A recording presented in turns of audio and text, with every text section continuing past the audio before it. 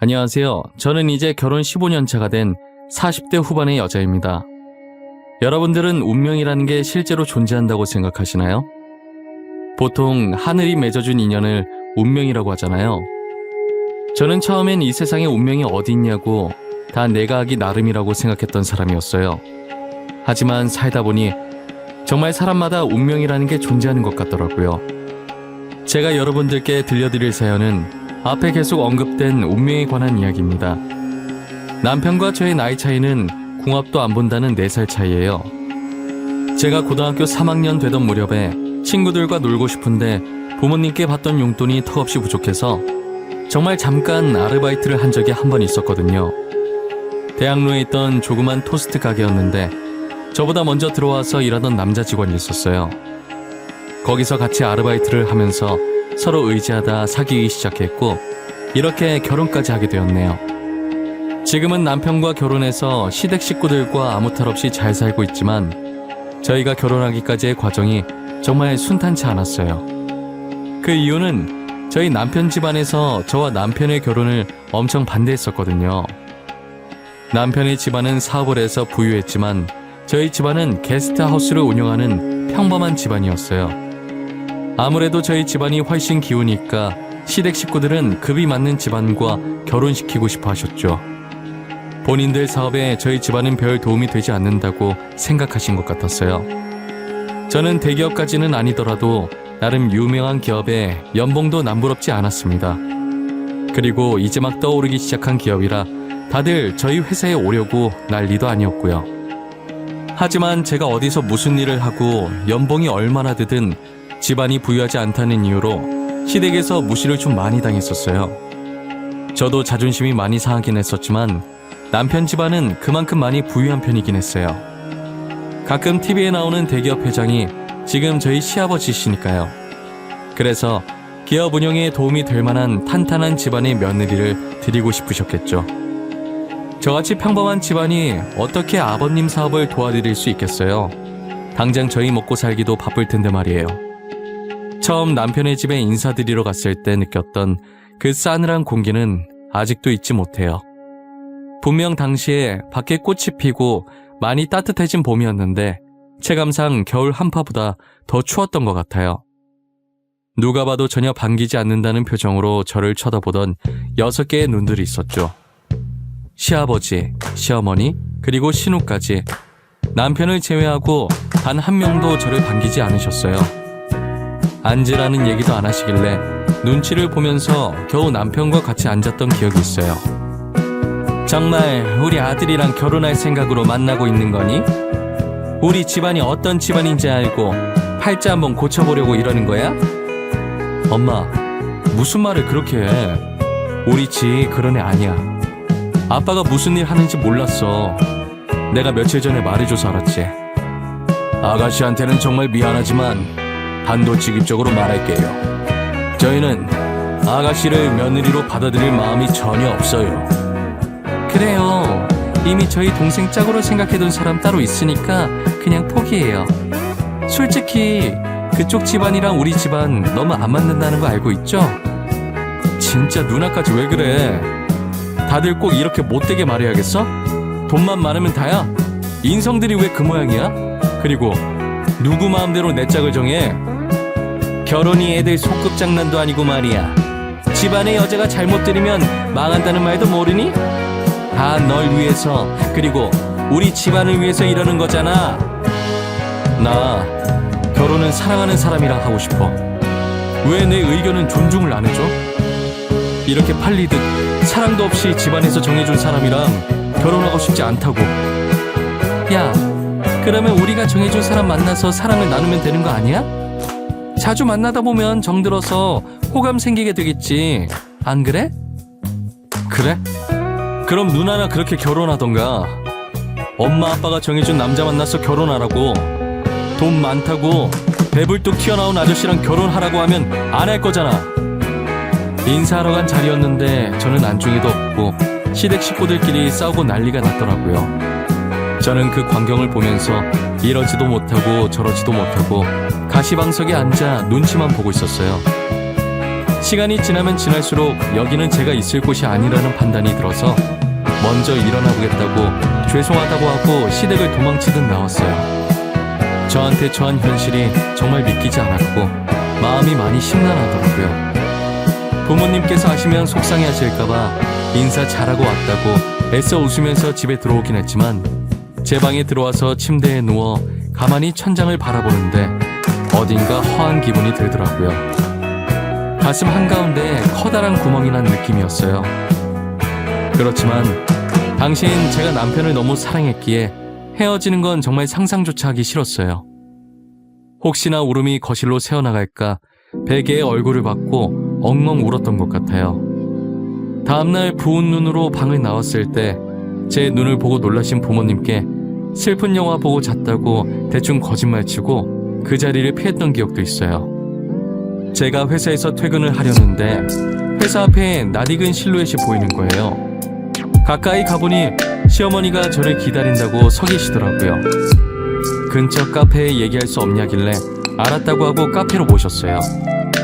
저번엔 너무 무례했던 것 같아 미안하구나.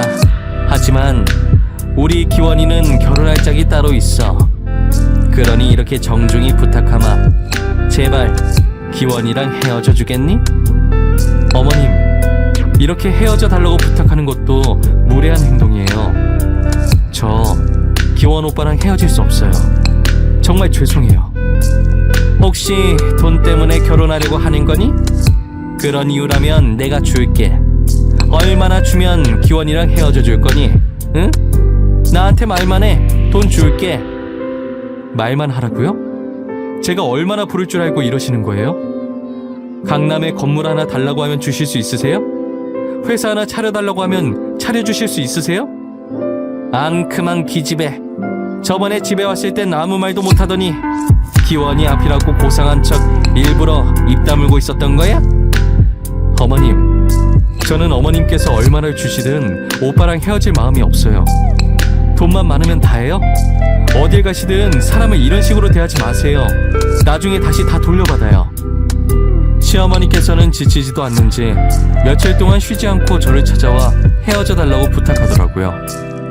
한 번은 봉투가 터질 만큼 돈을 꽉 채워서 저한테 내미시는 거예요. 확인해보고 부족하면 말 안 하면서요. 저는 시어머니께서 매일 찾아오신다고 해도 버틸 수 있을 때까지는 버텨보려고 했었어요. 하지만 돈 봉투를 내미는 모습을 보고 남아있던 정도 모조리 떨어져서 도저히 못 참겠더라고요. 결국 시어머니께서 바라시는 대로 남편에게 헤어지자고 말하고 휴대폰을 꺼놨었어요. 저는 항상 밖에서 속상한 일이 생기면 늘 집에 와서 할머니한테 말했었거든요. 옛날엔 힘들고 속상한 일 있으면 대나무 숲 가서 있는 힘껏 소리 지르면서 스트레스를 푼다고 하잖아요. 할머니는 저의 고민이나 영양가 없는 쓸데없는 말까지 전부 들어주시는 대나무 숲 같은 존재셨어요. 제가 무슨 말을 꺼내든 무조건 제 편을 들어주시고 조언도 아낌없이 해주셨거든요. 그리고 할머니도 제가 이러쿵저러쿵 있었던 일을 본인에게 얘기하는 걸 좋아하셨어요. 할머니랑 함께 있는 순간엔 정말 아무 걱정이 없어지고 마음이 엄청 편안했어요. 사실 몇 년 전까진 할머니보단 할아버지와 더 친해서 할아버지가 제 대나무 숲이셨어요. 그래서 제가 할아버지한테 쪼르르 가서 말하면 할머니가 질투를 하시곤 했어요. 자신도 귀여운 손녀의 투정이 듣고 싶다면서 할아버지한테만 말한다고 많이 서운해하셨죠. 할머니와는 별다른 일이 없었는데 이상하게 거리감이 느껴지더라고요. 아마도 어머니와의 마찰을 빚는 장면을 몇 번 보게 되다 보니 그렇게 된 것 같다는 생각이 들어요. 할아버지께서 세상을 떠나신 뒤로는 줄곧 할머니께 가서 조잘거리기 시작했죠. 할머니, 나 완전 어이없는 일 있었어. 오빠 집에 인사드리러 갔던 거 알지? 내가 마음에 안 드는 건 괜찮거든? 근데 왜 우리 집안 가지고 걸고 넘어지는지 모르겠어. 뭐? 아직도 집안 타령하면서 결혼을 반대하는 사람들도 있단 말이야? 지금이 아직도 호랑이 담배 피던 시절인 줄 아는 양반들이 있나? 내 말이 그 말이야. 결혼하는데 집안이 뭐가 그렇게 중요해? 둘이서 잘 먹고 잘 살기만 하면 되는 거지. 굶어 죽지만 않으면 되는 거 아니야? 결혼하면 집안 다 필요 없어. 둘이서 나가 살 건데 무슨 상관이래. 그 집안도 참 유별나다, 유별나. 돈 많은 집안은 아직도 그러고 사나 보네. 아니 진짜 자기들이 돈 있으면 얼마나 있다고 저러는 거야. 나보고 돈 줄 테니까 오빠랑 헤어지래. 누굴 거주라는 거야 뭐야? 뭐? 완전 썩을 것들이구만. 그게 어디서 배워먹은 버르장머리래. 이 할미한테 데리고 와. 아주 눈물 콧물 쏙 빼놓으려니까. 그럴 필요 없어. 내가 건물 줄 거 아니면 됐다고 했거든. 오빠랑도 헤어졌어. 그런 시어머니 있으면 진짜 피곤할 것 같아. 그래, 잘 헤어졌네. 누가 감히 우리 귀한 손녀한테 그런 대우를 해. 그놈 아니어도 좋은 놈 이 세상에 흘러넘치고도 남아. 할머니께 시어머니와 있었던 일을 말해드리니 제게 누가 감히 그런 대우를 하냐고 하시더라고요. 잘 헤어졌다고, 그런 시어머니 밑에 들어가서 좋을 것 하나도 없다면서 결혼 전에 걸러져서 다행이라고 당신 일처럼 화를 내시면서 저를 위로해 주시더라고요. 저는 본인 일처럼 화내주시는 할머니가 제 편이라는 게 너무 든든했어요. 이런 할머니가 제 할머니라는 게 너무 좋았고 할머니 없는 세상을 상상하기도 싫었어요. 남편과 헤어지고 2달 정도 지났을 때쯤 역시 시간이 지나니 저도 어느 정도 괜찮아지더라고요. 간만에 친구들이랑 쇼핑이라도 한번 해볼까 싶어서 백화점으로 향하고 있었는데 백화점 근처에 있던 카페에서 정말 우연히 다른 여자와 함께 있는 남편을 보게 되었어요. 지희야, 저기 카페에 앉아있는 저 남자 네 남자친구 아니야? 왜 다른 여자랑 같이 있냐? 둘이 헤어진 지 얼마나 됐다고. 닮은 사람이겠지. 요즘 비슷하게 생긴 사람이 한둘이야? 지금 우리도 갈 길이 바쁘거든? 그러니까 신경 쓰지 말고 그냥 가자. 아니라니까. 진짜 네 남자친구 맞다니까. 알잖아, 나 사람 얼굴 잘 기억하는 거. 2달 만에 다른 여자를 만났다고?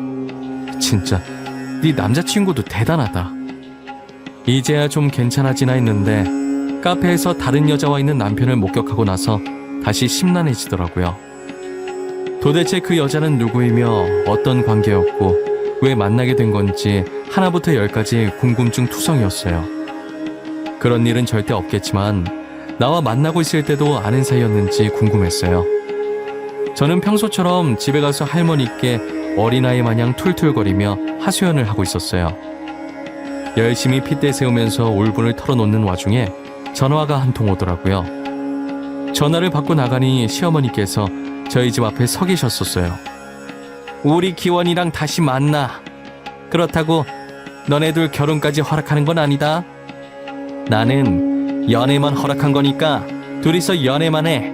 알겠니? 어머님, 갑자기 찾아와서 무슨 소리를 하시는 거예요? 뭘 허락해요? 저 귀여운 오빠랑 헤어졌어요. 헤어진 지 2달이나 됐는데 오빠한테 못 들으셨어요? 들었어. 그래서 다시 만나라고 이렇게 찾아온 건 아니겠니? 그렇게 선보기 싫다던 애가 이번 한 번만 나가주면 너 만나는 거 허락하겠다 했더니 바로 나가더라. 그랬어요? 저희가 다시 만나든 말든 그건 저희 마음이죠. 어머님이 헤어지라고 하면 헤어지고 다시 만나라고 하면 다시 만나야 하나요? 우리 아들이 너무 딱해 보여서 내가 기껏 여기까지 찾아왔더니 싫으면 말거라. 우리 아들 데리고 가려는 여자는 너 말고도 차고 넘쳤으니까. 저는 시어머니가 하는 꼴이 마음에 들지 않아서 남편을 다시 만나지 않으려고 했어요. 하지만 사람 마음이라는 게 제가 아무리 눌러보려고 해도 어쩔 수가 없더라고요. 결국 저는 남편을 다시 만나게 되었고 남편은 저와 2번째 연애를 시작하면서 결혼하겠다는 일념 하나로 시부모님을 끈질기게 설득을 했더라고요. 시부모님께서는 하루가 멀다 하고 괴롭히는 남편 때문에 2손 2발 다 들고 상견례 날짜를 잡아주셨어요. 고대하던 상견례 날이 되었고 저는 할머니를 모셔가기 위해 열심히 준비 중이었어요. 할머니는 자신이 그런 곳 가서 뭐하냐고 안 가시겠다고 한사코 거절을 했지만 할머니도 가족인데 가는 게 당연하다며 꼭 같이 가달라고 매달리다시피 사정을 했었어요. 할머니, 지금 뭐해? 빨리 옷 입어야지. 옷 입어야 나갈 거 아니야. 우리 이러다 늦겠어. 내가 어제 사다 준 옷 입어. 아이, 나는 안 갈란다. 나 빼고 셋이서 갔다 와. 상견례 자리에 이 늙은이가 가서 뭐 한다고? 됐어, 안 가. 할머니도 가족인데 왜 안 가? 당연히 가야지. 빨리 옷 입어. 할머니 안 가면 나도 안 갈 거야. 어머님, 얼른 옷 입으세요. 지 똥꼬집 아시잖아요. 그리고 지 말 틀린 것도 없어요. 어머님도 가족인데 같이 가야죠. 애미, 너까지 진짜 왜 그러냐? 나는 정말 그런 자리 부담스러워. 그쪽 식구도 내가 가면 부담스러울 건데 괜히 나 때문에 분위기 망치기 싫다. 됐어. 할머니 안 간다니까 나도 안 가. 몰라. 할머니 간다고 할 때까지 안 갈 거야. 손녀딸 파혼당하는 거 보고 싶으면 계속 그러고 있던지 해. 양가 부모가 만나는 자리인데 괜히 조모까지 껴서 폐만 끼치게 될까 걱정을 하시더라고요. 저는 그런 걱정을 하지도 말라면서 할머니 옷을 입히고 그대로 아버지 차에 태웠어요. 약속 시간보다 일찍 상견례 장소에 갔는데 시댁 식구들이 저희보다 먼저 도착해 안에 들어가 계시더라고요. 저희 부모님은 룸 문을 열고 기다리게 해서 죄송하다고 시부모님께 고개 숙이며 말씀하고 계셨고, 저는 뒤에서 거동이 살짝 불편하신 할머니를 챙기고 있었어요. 시부모님께서는 그런 저를 보고 할머니까지 모시고 온 거냐며 못마땅하다는 듯 말하시다가 할머니의 얼굴을 보고서 눈에 띄게 놀라시며 입만 벌리고 아무 말도 못하시더라고요. 그러더니 시부모님께서 헐레벌떡 일어나셔서는 저희 할머니께 큰 절을 올리는 게 아니겠어요? 순식간에 벌어진 상황에 저희 가족은 물론이고 남편과 신우까지 놀래서 이 상황을 쳐다만 보더라고요. 알고 보니 시부모님께서 남편과 신우가 어릴 때 시아버님이 하시던 사업이 망해서 오갈 곳이 없었는데 친척들도 외면한 시부모님을 저희 할머니 할아버지께서 걷어주셨다고 하더라고요. 지금 말로는 쉐어하우스, 당시 말로는 하숙집이라고 하죠. 할머니 할아버지께서는 예전에 대학생들을 대상으로 한 하숙집을 하셨었어요. 저희 아버지 형제가 성인이 되고 자취를 하는 바람에 빈 방을 이용해서 운영하시게 되었어요. 대학생들은 타지에서 오는 경우가 많았고 보통 아르바이트를 해서 의식주를 해결하기 때문에 같은 자식 키우는 부모의 마음으로 시세보다 조금 저렴한 가격으로 방을 내어주셨었어요. 대학생이 아닌 가족에게 방을 내어준 것도 어떠한 대가를 받지 않고 방을 내어준 것도 시부모님네가 처음이자 마지막이었다고 하더라고요.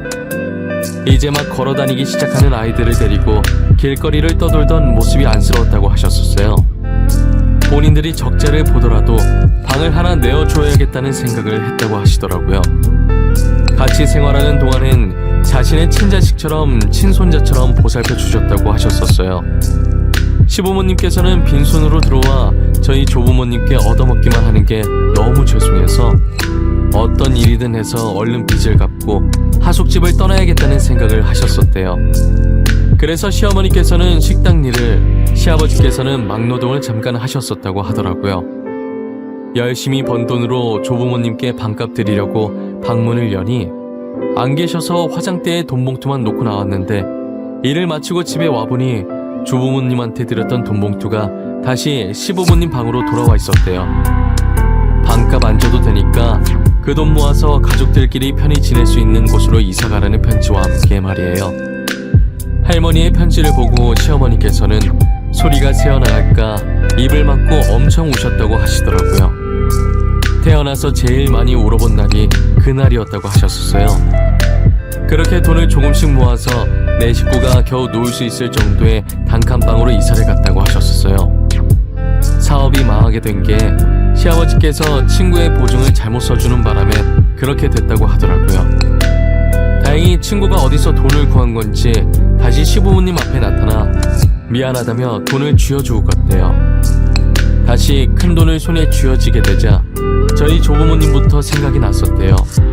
그래서 곧바로 하숙집을 찾아갔었는데 그땐 이미 하숙집이 없어진 상태였다더라고요. 결국 주인 잃은 돈으로 시아버지께서는 사업을 시작했고 사업이 대박나면서 단칸방을 탈출하셨다고 하셨었죠.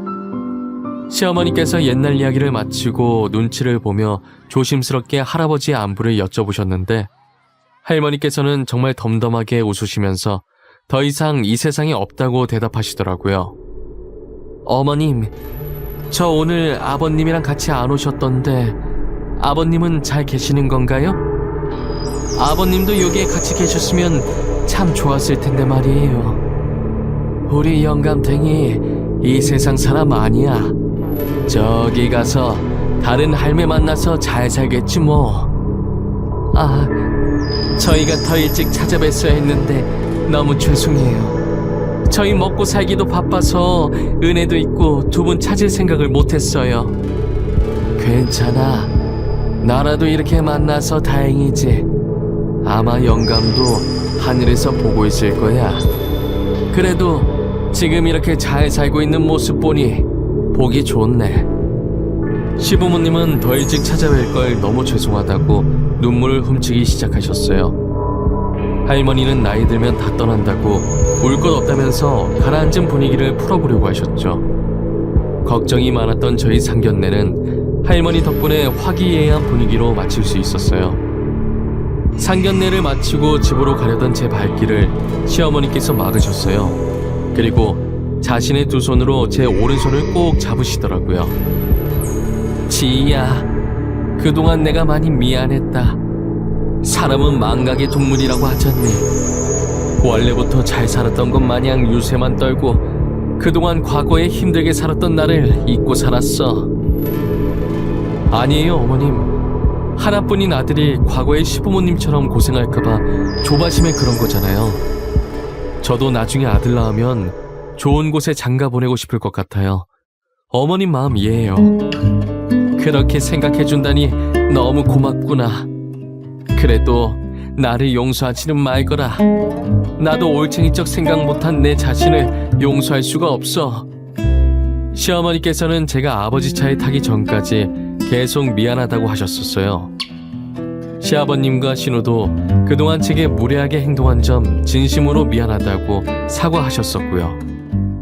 저는 더 이상 미안해하지 않아도 된다고 앞으로 행복할 일만 생각하자고 말씀드렸어요. 저의 말에 이런 착한 며느리를 못 알아보고 제 복을 제 발로 찰 뻔했다고 하시더라고요. 연애하던 시절부터 결혼 준비는 이제껏 저희가 모아둔 돈으로 하려고 했었는데 시부모님께서 절대 그렇게 하지 말라면서 엄청 말리시더라고요. 이렇게라도 저희 조부모님께 진빚 갚고 싶으니 부담 갖지 말라고 하시면서 집과 혼수 그리고 결혼에 필요한 모든 것들을 시댁에서 준비해 주셨었어요.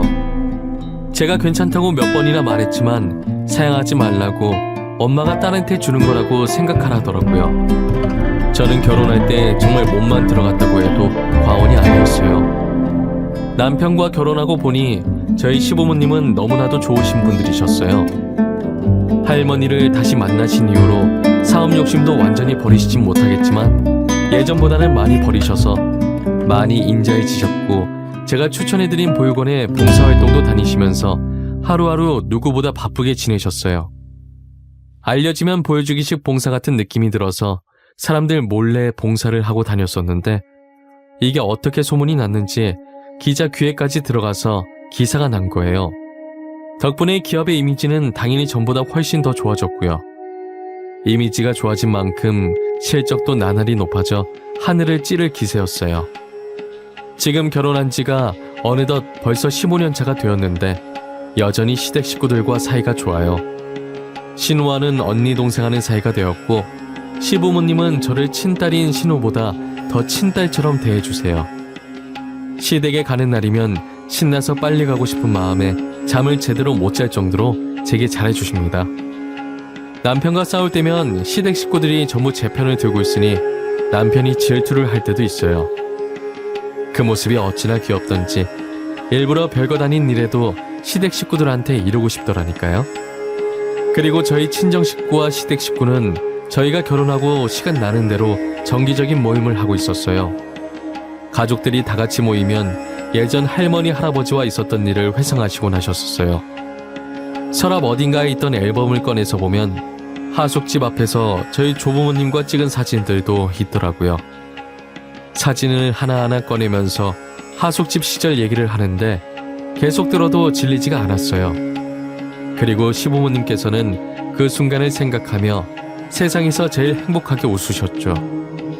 할머니께서는 제가 결혼하고 몇 년 후 치매로 고생하시다가 세상을 떠나셨어요. 줄곧 저희 어머니께서 할머니를 모셨었는데 시어머니께서 할머니의 치매 소식을 듣고 하루도 빠짐없이 매일 찾아와 어머니와 함께 치매 걸린 할머니를 돌보셨었어요. 할머니가 시어머니를 못 알아보고 화를 내셔도 애교를 부리시면서 할머니를 달래셨더라고요. 시어머니께서 애교를 부리실 거라는 걸 상상조차 해본 적이 없었는데 친정어머니도 그 모습을 두 눈으로 직접 보고도 믿기지 않아 많이 놀랐다고 하시더라고요. 할머니가 세상을 떠나시던 날 시부모님께서 저희 부모님보다 더 많이 우셨어요. 아마 장례식장에 오신 분들 중에서 제일 많이 우셨지 않았을까 싶어요. 시어머니는 할머니의 입관하는 모습을 보시다 너무 울어서 쓰러지신 적도 있으세요. 아마 모르시는 분들이 보면 저희 시부모님이 할머니 자식들인 줄 알았을 거예요. 친정아버지는 자신의 부모처럼 진심으로 슬퍼해 주시는 시부모님께 감사하다고 하더라고요. 저도 할머니가 세상을 떠나시면 많이 울 것 같았는데 살아생전 자신이 떠나면 웃으면서 보내달라고 하셨어서 할머니의 유언에 따라 울지 않고 씩씩하게 웃으면서 할머니의 마지막 가시는 길을 배웅했었어요. 시부모님께서는 특별한 날이 아니더라도 종종 저희 조부모님이 계신 납골당에 찾아가신다고 하더라고요. 조금 더 빨리 찾았다면 더 많은 추억을 쌓고 떠나셨을 텐데 죄송하다고 고개 숙이다가도 뭐가 그렇게 급해서 이렇게 빨리 가셨냐며 울면서 한탄을 늘어놓으신다고 하셨어요. 이건 저희 어머니한테 들은 건데 나중엔 왜 착한 사람 먼저 데리고 가냐고 하늘의 삿대질도 하신다는 거예요. 그 모습을 보고 저희 어머니가 다른 사람이 본다면서 창피하니까 손 내리라고 한 적도 있었대요. 저희 부모님도 같이 납골당에 가게 되시면 간혹 저렇게 납골당에서 있었던 일들을 말씀해 주시는데 그때마다 시어머님이 하신 행동이 너무 웃겨서 눈물을 찔끔 흘립니다. 시부모님께서 납골당에 다녀온 날이면 두 분 다 눈이 퉁퉁 부어서 집에 오시기 때문에 모를 수가 없었어요. 남편과 저는 그 모습을 보고 조용히 웃으면서 못 본 척 방으로 들어간 적이 한두 번이 아니에요. 저는 그런 귀여운 시부모님과 남편에게 저희 할머니 목까지의 사랑을 듬뿍 받으면서 아이들을 키우며 행복한 하루하루를 보내고 있어요. 할머니께서 제 대나무숲이 되어주시기 전까진 제게 사랑 표현을 잘 못하셨는데 제가 어렸을 때부터 저를 엄청 이뻐하셨다고 하더라고요. 하지만 제가 할머니를 불편해하는 것 같아서 제게 먼저 다가가지 못했다는 걸 뒤늦게 들었어요. 그 말을 듣고 할머니께 엄청 미안해서 얼마나 울었는지 모르겠어요. 제가 이렇게 화목한 가정을 이룰 수 있었던 건 다 할머니 덕분이라고 생각해요. 할머니와 행복했던 추억들을 가슴 깊숙이 새기고 늘 할머니에게 감사하다는 생각으로 살아가려고 해요. 제가 이 사연을 쓰면서 인연이라는 게 참 신기하다는 생각이 들었어요. 여러분들도 저와 비슷한 경험을 해보신 적이 있으신가요? 만약 있으시다면 댓글로 많이 남겨주세요. 남겨주신 글들 하나하나 빠짐없이 전부 다 읽어보도록 할게요. 지금까지 제 이야기 들어주신 모든 분들께 감사합니다. 오늘도 소중한 사람들과 행복한 하루 보내시고 하시는 일들과 앞으로 하고 싶으신 일들 모두 잘 될 수 있도록 기원하겠습니다.